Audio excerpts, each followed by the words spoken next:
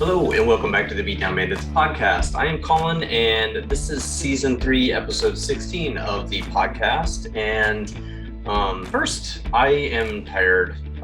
Been traveling a lot, and so I have not had time to record podcasts, do anything, figure out what I'm going to do for the podcast. I haven't had time to edit videos, get some fun stuff recorded. I just haven't, and work has just been kind of kicking my butt lately.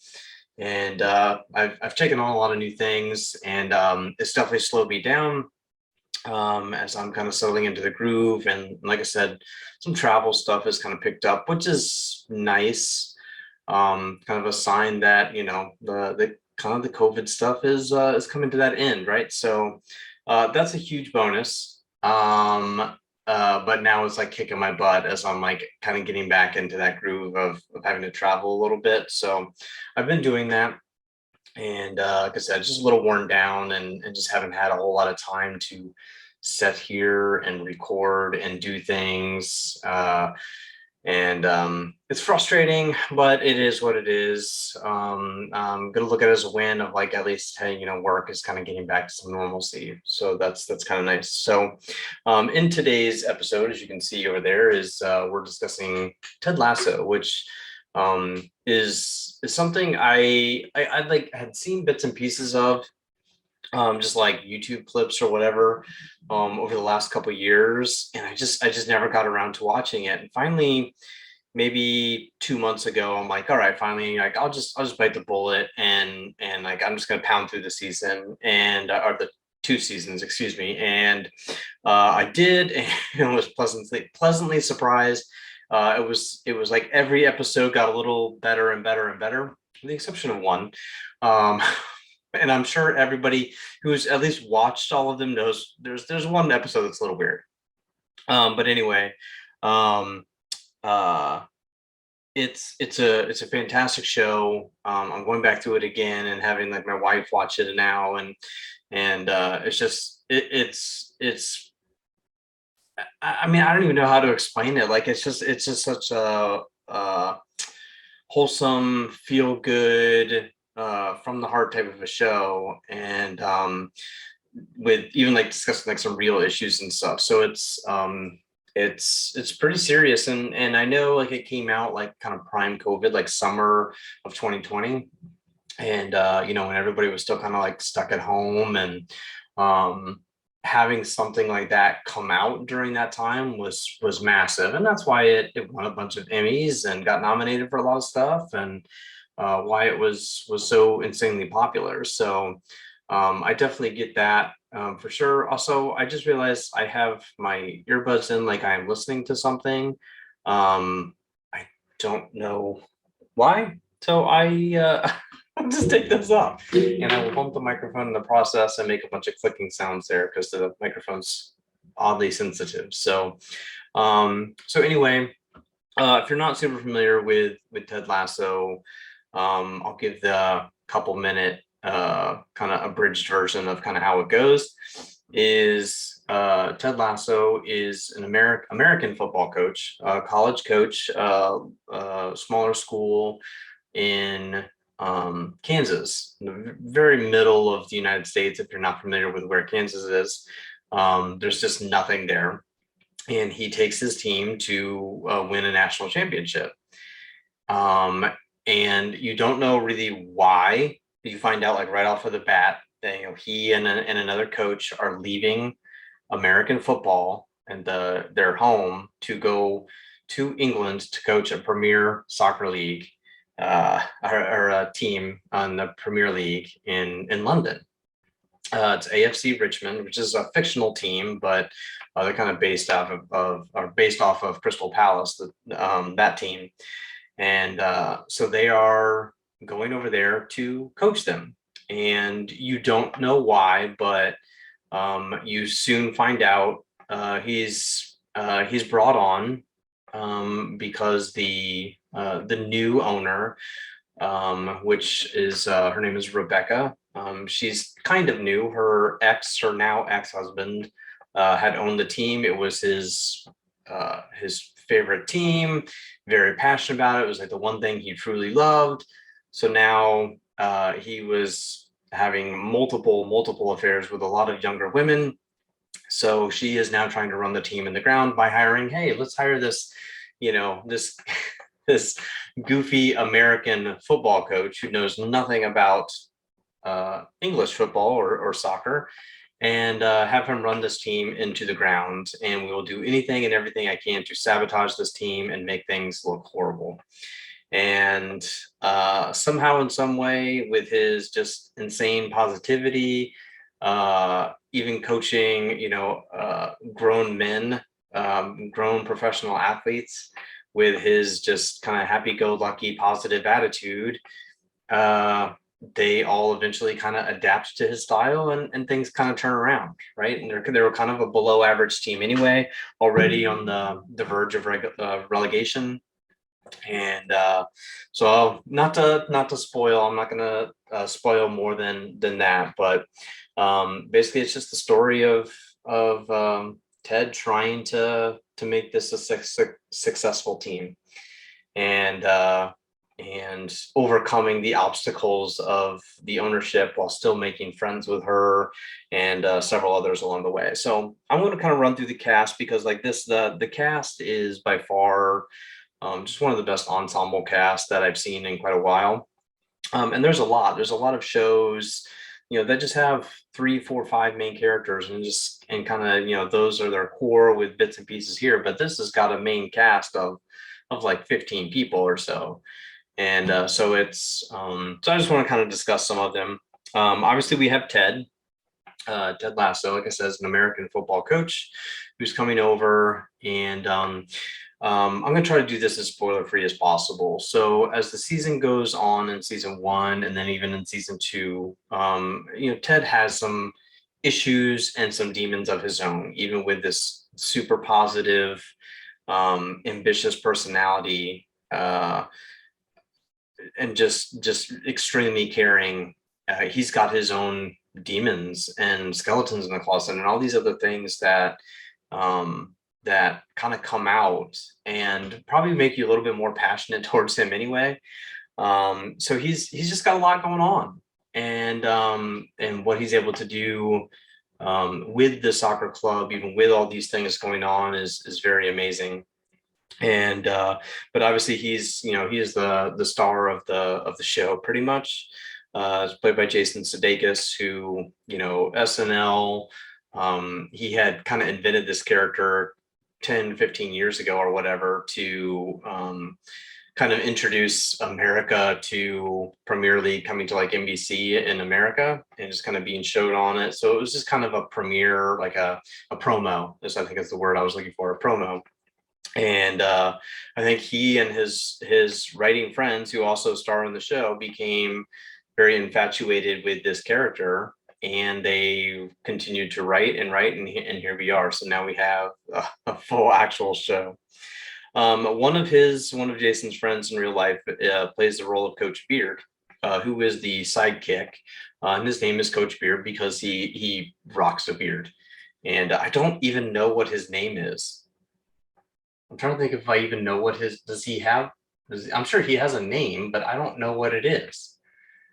And maybe it's never even said.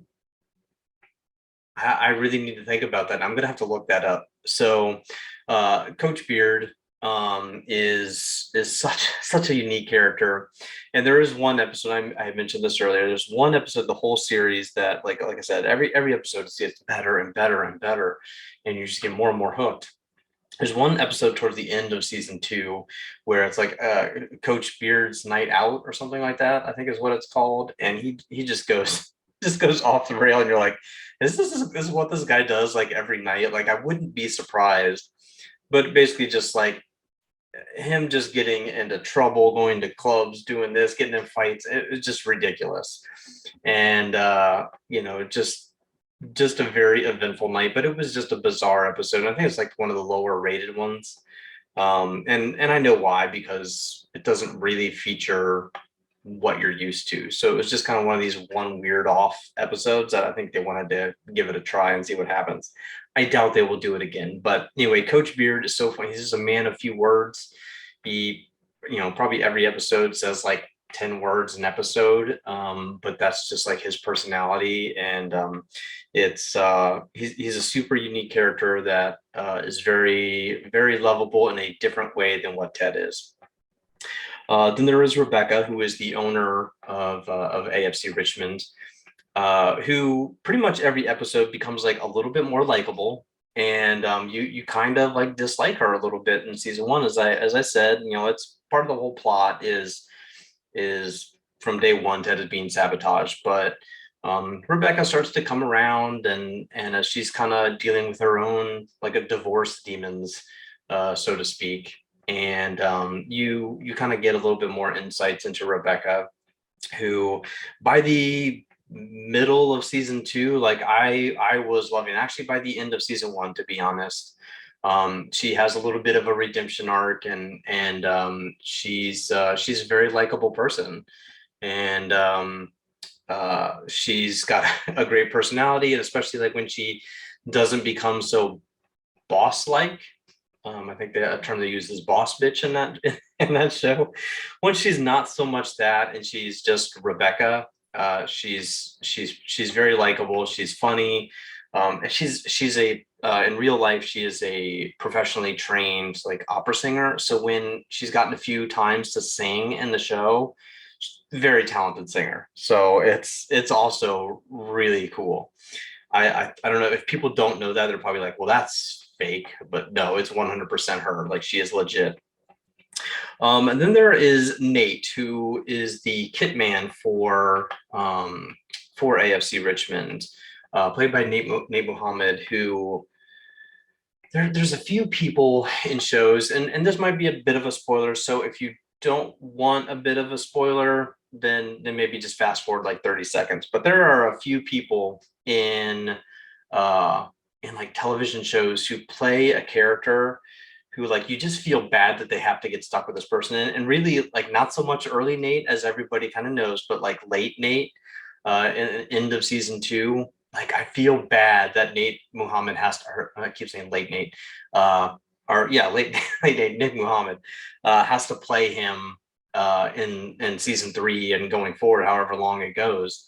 Because man, his redemption arc is going the opposite of like a Rebecca or a Jamie, right? So I do feel bad for Nick that he does have to play this character now.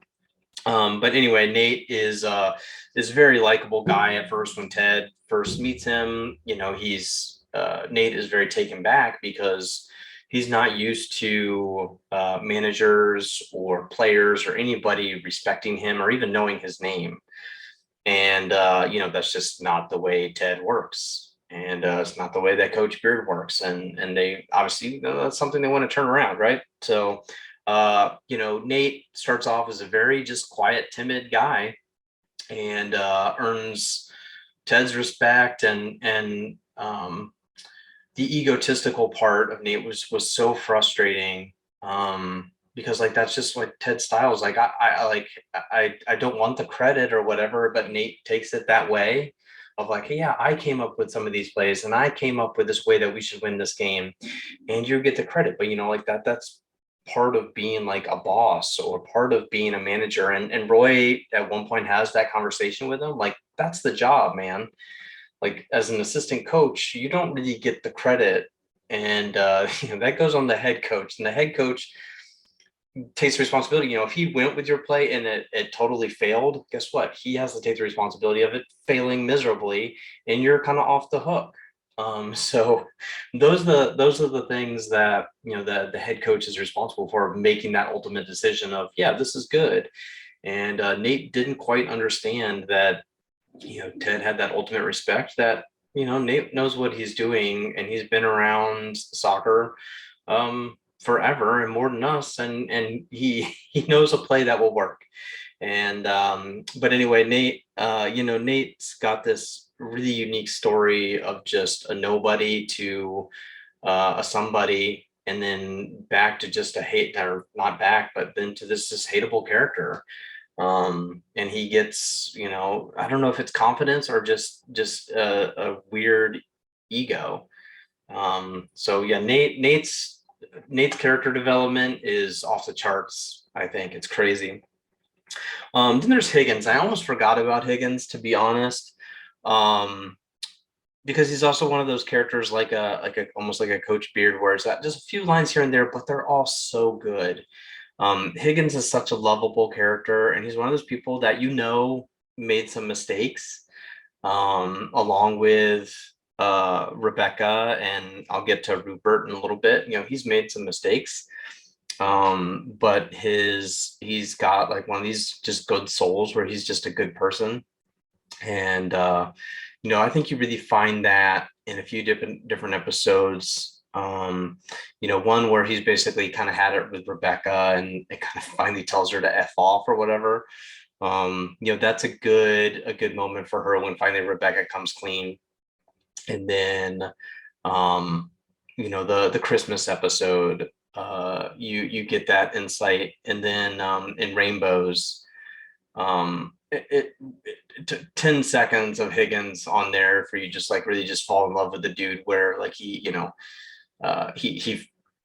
at the game, and their song is playing, and his wife comes in. He just lights up, right? They both just light up for each other, and it just makes you feel good, right? So like an older couple, right, who've got teenage kids or whatever, and they have 5 boys and the small house and all this stuff, and they don't care. They're just happy people. And so yeah, you just really fall in love with Higgins. Then there's Keeley, who, man, I bounce back and forth on Keeley. I mean, she's a little obnoxious, right? I don't know if it's just the voice, or she's maybe just a little over the top for me, but um she's just a kind of a good-hearted person, and she's also made some mistakes, but she likes having people hold themselves accountable, and uh she's got a pretty decent story arc too, because she can be a very powerful woman, and she's also like a little minor celebrity, and um she's famous for being almost famous or whatever is what she says. So I mean, Keely is very likable, and she's funny, and hopefully her and Roy are good for season 3. We'll see where that goes. And then I mentioned Rupert. Rupert is the former owner of AFC Richmond's Rebecca's ex-husband, who is almost 70. We find out in late season 1, I think. We find out he's almost 70 years old, and he's a bit of an a-hole, and the main reason why Rebecca is doing what she's doing. He's dating these younger 20-something-year-old girls who are obviously dating him for his millions of dollars that he has. And yeah, just a very unlikable guy. There's really not much else to him. Very stereotypical, I think, person like this.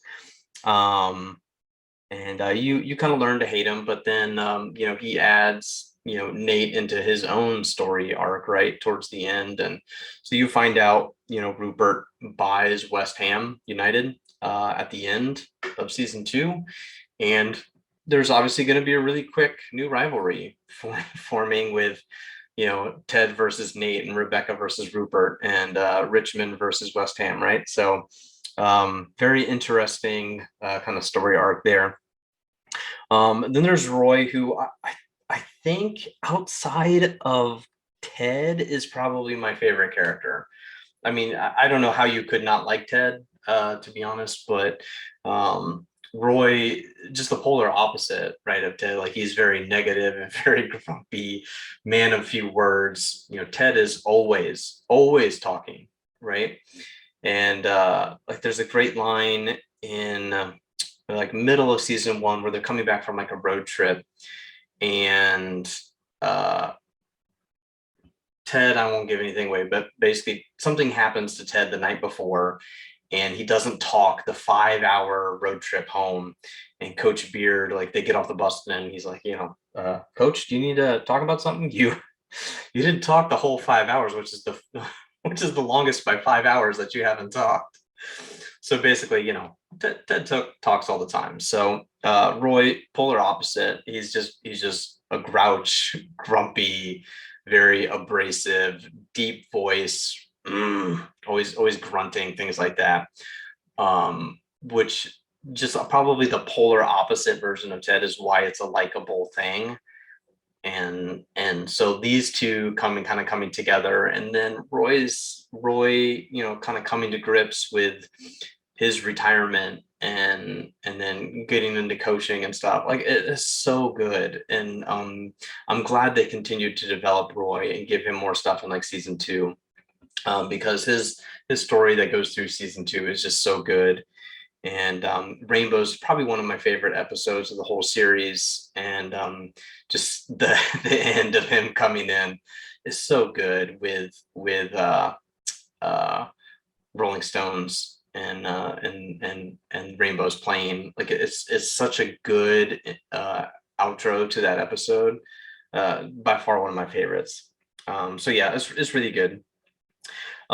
Jamie. So then there's Jamie Tart, who 100% has the complete opposite arc of Nate, where where it's like, one starts off as a D-bag and becomes like the good guy, and one starts off as the good guy and becomes a D-bag, and they're just total polar opposites. And where Jamie comes off as the very stereotypical egotistical star stud player who's extremely full of himself, doesn't need his teammates, is all me, me, me, me, me. I'm the best player in the world type of thing. And it's kind of funny. There are there are times, when he's scoring and pointing to his jersey, his name on the back of his jersey, or his kit, I guess they call it, and he's yelling me, and Coach Lasso's like, is he yelling meat? He's like, no, I think he's yelling me. And he's like, oh, that makes more sense. So, but then, as Jamie, changes and learns more about himself and what it takes to be successful, kind of gets put in his place a little bit while he's gone. And when he kind of comes back to Richmond, I think he bonds with his teammates and then kind of develops that friendship with Roy, which is, of all people for him to develop friendships with, is very bizarre. And so Roy helps him out, and they help start kind of coaching him a little bit, and it's a good relationship between the two. So it's a very likable relationship. It's a very likable relationship. And the scene with Jamie's dad in the locker room, no spoilers, but that is a great moment in the whole series. That's a Mount Rushmore of moments in that series where like some team bonding happens, right? And so that's really good. And then the ending with Danny and Jamie, very good. And I like that Jamie and Danny relationship as well. It's pretty funny, and where Jamie kind of comes around, but when Danny first pops onto the scene, and Danny's a little too much for Jamie, and that's good. It's the double aces, right? So but it's good. He has a great arc, and I love the signal episode where Roy kind of starts learning to coach Jamie a little bit, and saying, Ted, you made him this team player, and that's not what he needs to be all the time. Sometimes he's got to be a dick. And so they have that signal and it works, and it's a good redemption for Jamie to kind of come back and be that stud player again, but in a likable way. And then there's Sam, who was just kind of this goofy, didn't really know what was going on guy at the beginning, and then he's got some unique things that happened to him, but probably the most important thing that I think that happened was the Dubai Air episode, and that was another great moment for Jamie as well. Not to take anything away from Sam, but obviously that was and again, I don't want to spoil anything, but like, man, like, Sam wanting to uh show his solidarity or whatever, um to um a protest basically of this company, and the whole team kind of coming together to support it, including Jamie, was really cool and really unique, and made a lot of sense, which also then led them into getting a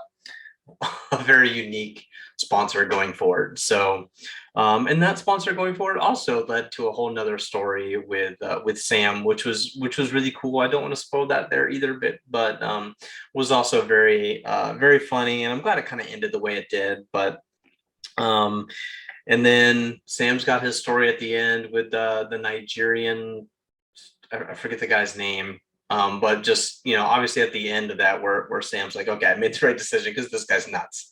But he, gets use his money towards good to something that he's passionate about at the end.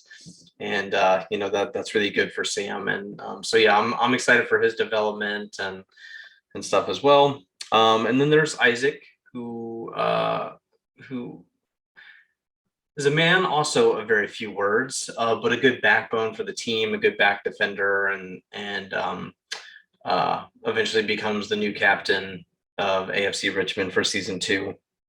And Roy finding that itch of coaching moment with Ted, where Ted's always got this plot, basically, I think, of what he wants and what makes the most sense, and him leading Roy into Isaac to help him become the captain he should be was really, really cool. So Isaac, again, a man of few words, kind of comes off towards the beginning of season 1, especially towards like Nate, of like being like, just kind of an unlikable guy like him and Colin. And then they kind of change. They kind of become likable again. And like the whole episodes of Nate getting the responsibility of giving the pregame talk at this away game up against a team they haven't beaten in 60 years or whatever, and Nate getting that opportunity to talk and kind of put everybody in their place, and everybody knew they needed to hear it, and respected Nate enough at that point because of Ted, to sit there and listen to it, and Isaac included, where he's upset at first, but then I think it clicked of like, oh yeah, okay, Nate's right. And then everybody kind of respected it. And then one of my new favorite people is Danny. I wish he got a few more opportunities to shine, because man, when he came on, his entrance, right, is just bonkers, right? Danny Rojas, Danny, football is life. Yeah, it's just so full of energy. Everybody instantly clicked with him. Like he just was like the energy that the team needed, right? And just very likable, lovable, and talented. And then of course, something crazy happens to him at the beginning of season 2, and it just sticks with him the whole season. And then finally, he gets that redemption with Jamie at the end. Football is life.